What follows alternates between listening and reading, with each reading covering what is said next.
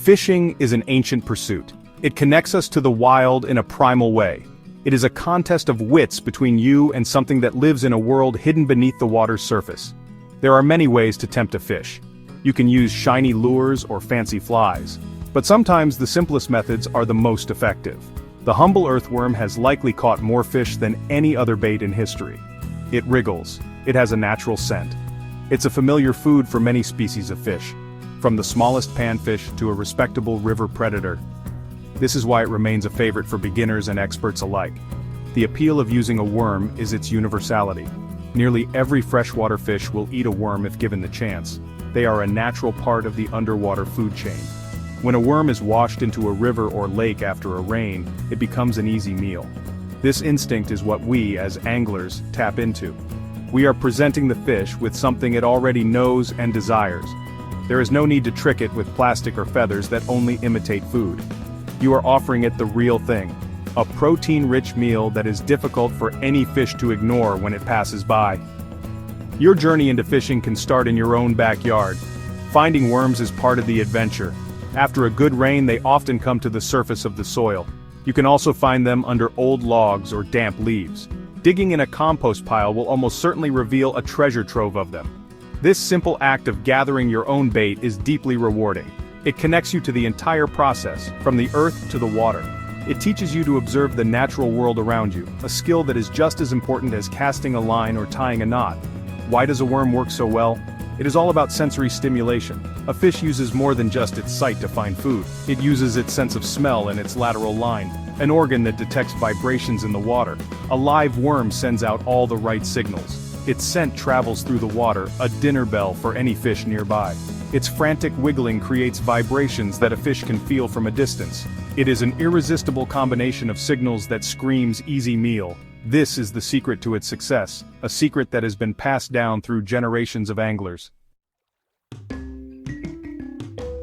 To begin your fishing adventure, you do not need a boat full of expensive equipment. The beauty of worm fishing lies in its simplicity. Your most important tool is your rod and reel. A spin casting or spinning combo is perfect for a beginner. These are easy to use and very versatile. A rod that is about 6 feet long is a good all-around choice. It gives you enough length to cast far, but is still manageable. Make sure your reel is spooled with a good quality fishing line, perhaps 6 or 8 pound test. This strength is sufficient for most freshwater fish you will encounter. Next, you will need a few small but crucial items. This is your terminal tackle. First, you need hooks. A size 6 or size 8 bait holder hook is an excellent choice for worms. These hooks have small barbs on the shank that help hold the worm in place, so it does not slide off so easily. You will also need some weights, or sinkers. Small split-shot sinkers are very easy to use. You simply pinch them onto your line with pliers or your fingers. The weight helps your bait sink down to where the fish are hiding and helps you cast your line further out into the water. A bobber or float is another very useful piece of gear for a beginner. A bobber does 2 things for you.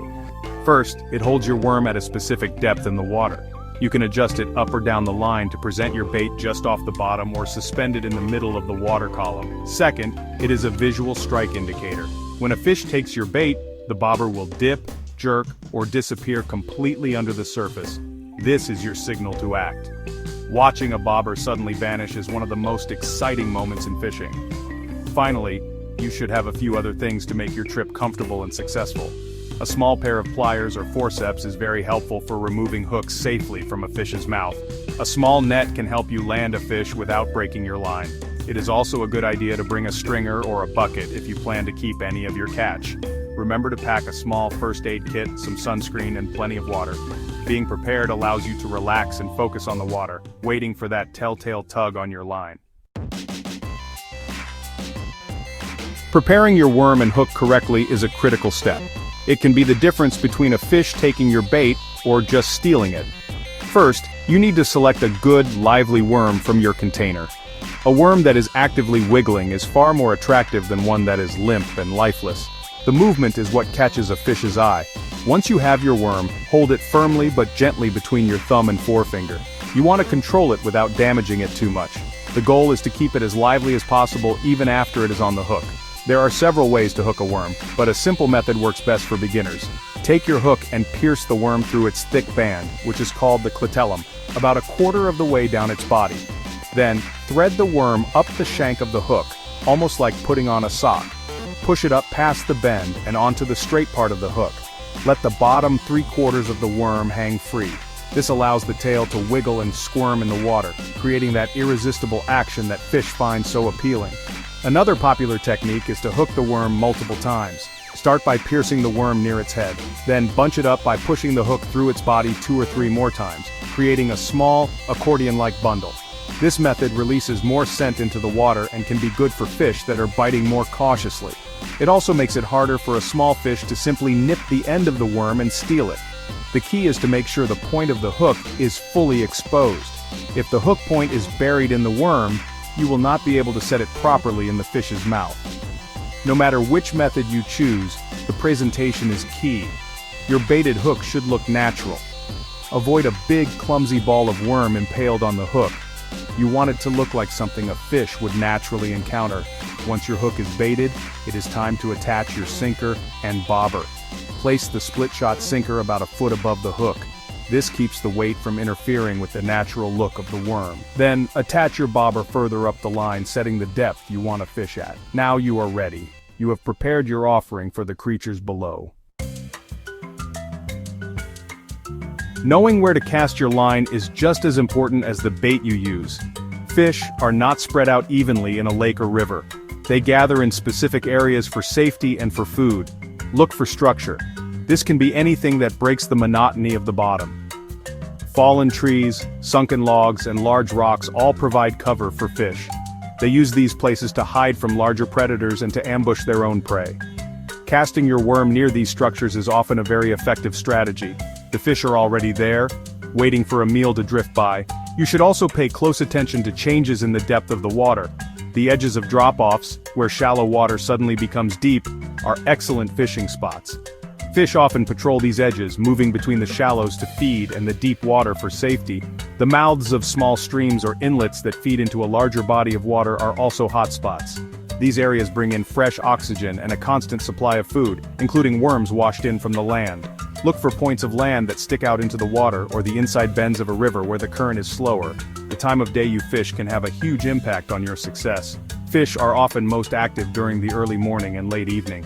During these times the light is low, which makes them feel safer from overhead predators like birds. The water temperature is also cooler and more comfortable for them. The midday sun, especially on a hot day, can drive fish into deeper, cooler water where they become less active. Fishing during these peak feeding times of dawn and dusk will significantly increase your chances of getting a bite and feeling that pull on your line. Finally, the most important tool an angler has is patience. Fishing is not always about constant action. It is about waiting, watching, and being observant. There will be times when you do not get a bite for a long while. Do not get discouraged. Use this time to enjoy being outdoors. Listen to the sounds of nature. Watch the water. Try casting to a different spot or adjusting the depth of your bobber. Sometimes a small change is all it takes. Fishing teaches us to slow down and appreciate the quiet moments. The reward is not just the fish you catch, but the peace you find along the water's edge. Now go out there and try it. An adventure is waiting.